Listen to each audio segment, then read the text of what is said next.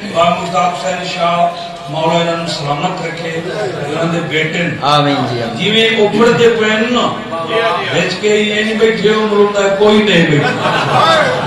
हाँ जो हक के सैयद का वादा करो